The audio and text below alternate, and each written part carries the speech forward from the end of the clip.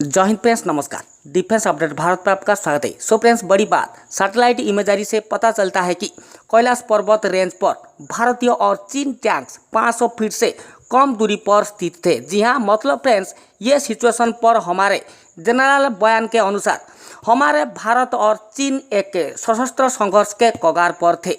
जी हाँ, ये बात इसी साल की शुरुआती में साक्षात्कार में उत्तरी कमान के general officer commanding in chief GOC in C lieutenant general YK Joshi ने खुलासा किया था कि भारत और चीन उस टाइम एक संघर्ष के कगार पर थे और उस टाइम ये सामना सामनी बिल्कुल सशस्त्र रूप से। जी हाँ, इनके पास उस टाइम वेपन्स था, मतलब इनके पास टैंक्स और बहुत सारे वेपन्स भी शामिल था। जी हाँ, ये पिछले 5 मई 2020 में जो हुआ था आमने सामने लद्दाख तिब्बत पर, तो वो अलग था, उनके पास हथियार नहीं था, लेकिन यहाँ पर सैटेलाइट फोटो के अनुसार इनके पास वेपन भी शामिल था।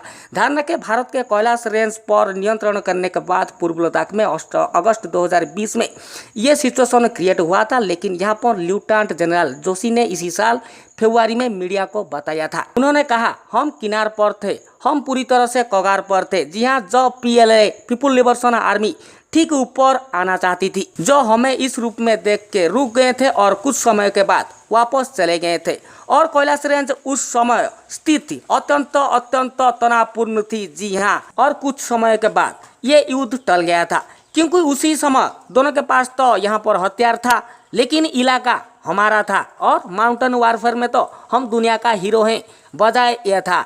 और अब ये सैटेलाइट इमेजरी से ये पता चलता है कि कैलाश रेंज के कुछ पॉइंट बिंदुओं पर भारतीय और चीन सेनाएं केवल कुछ 100 फीट की दूरी पर थी। जी हाँ, ध्यान रखें, भारतीय सेना इस पॉइंट को अगस्त 2020 के अंत में नियंत्रण कर लिया था और जनवरी 2021 से सैटेलाइट इमेजरी अपने सोर्सेस इंटेलिजेंस हैंडल @DTRESPA द्वारा ट्विटर पर पोस्ट की गई। सो फ्रेंड्स, ये था आज का लेटेस्ट अपडेट। आशा करता हूँ लेटेस्ट अपडेट आपको जरूर अच्छा लगा। एक बड़ा थम्स अप दीजिए, एक बड़ा कमेंट कीजिए, हमारे चैनल को सब्सक्राइब कीजिए, हमारे हर एक वीडियो की नोटिफिकेशन पाने के लिए बेल आइकन को दबाइए और प्रेस कीजिए। आपका आशीष। जय हिंद, जय भारत।